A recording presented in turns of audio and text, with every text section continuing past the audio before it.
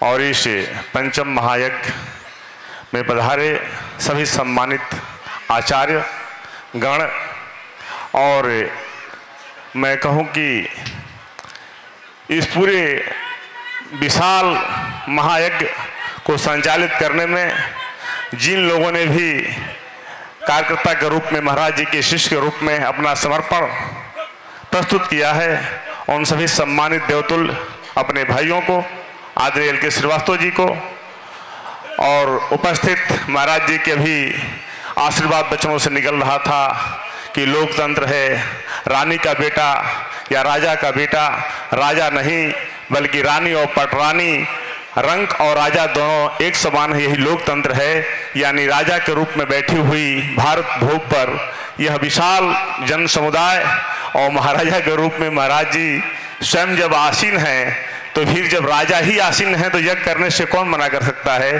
तो निश्चित रूप से मैं कह सकता हूँ कि भारत भूमि पर जो लोकतंत्र स्थापित है उसकी अविरल धारा, इस आध्यात्मिक धरती दोहरी घाट जो दो हरियों की पावन की धारा है, कभी प्रभु श्री राम और भगवान परशुराम की मिलन की आध्यात्मिक माटी कही जाती है दोहरी घाट। आज जब प्रभु श्री राम के पांव को पखारते हुए माँ सरयू इस अविरल धारा को लेकर के आपके इस यज्ञ के पास स्पर्श कर रही हैं, और इसी अविरल धारा के किनारे यह यज्ञ प्रत्येक वर्ष महाराज जी के सृजन से संपन्न हो रहा है। और महाराज जी जैसे मैं कहूँ कि लोक कल्याण कामना के यशस्वी जीवन को लेकर के आगे हम सबको बढ़ रहे हैं, तो हम महाराज जी को प्रणाम भी करते हैं, अभिनंदन भी करते हैं, वंदन भी करते हैं। और महाराज जी केवल आध्यात्मिक दुनिया में ही, आध्यात्मिक जगत में ही हम सबके केवल गुरु नहीं हैं, बल्कि मैं कहूँ कि जिस विधानसभा पर मैं काम कर रहा हूँ मधुबन पर, यह दोहरी घाट उसी की अंश है।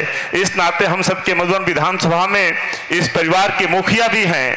मैं निश्चित रूप से महाराज जी से कहना चाहता हूँ, महाराज जी आपका समर्पण, आपका जीवन, आपका जो लोक कल्याण की इस कथा के माध्यम से, प्रवचन के माध्यम से और अपने अलौकिक शक्तियों के माध्यम से जो भक्तों का कल्याण आप कर रहे हैं, निश्चित रूप से हम सब आज भी और आने वाली पीढ़ियां भी आपके चरणों में समर्पित रहेंगे, ऋणी रहेंगे, और आपके मार्गदर्शन में हम लोग आध्यात्मिक जगत से लेकर सांस्कृतिक जगत से लेकर सामाजिक जीवन में और राजनीतिक जीवन में सत्कर्म के रास्ते पर चलते रहेंगे।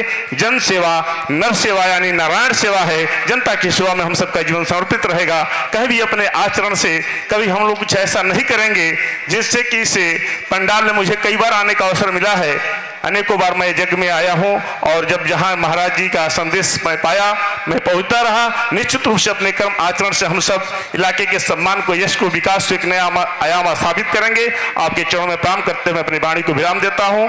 सभी देवी तुल माताओं को, बहनों को बहुत बहुत अभिनंदन और वंदन है। यही भारतीय संस्कृति है, यही सती अनसुईया, सती सावित्री, सीता, और यही जो है कि इस कलयुग में भी कल्पना चावला, सुनीता विलियम्स और झांसी की रानी की माटी है।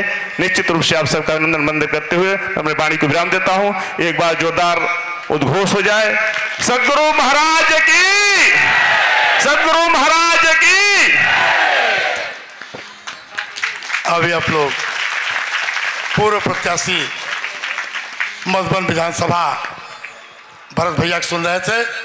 अब मैं जो दुस्साहस करके आप और सतगुरु जी महाराज के बीच में बाधा की कड़ी बन जाता हूं, और बन गया था। भैया भैया भैया सीधे पुनः आप समस्त लोगों को सतगुरु जी महाराज के श्री चरणों में लिए चलता हूं।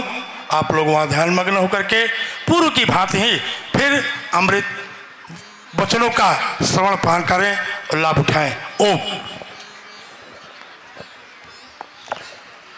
ओम बोली साचे दरबार की,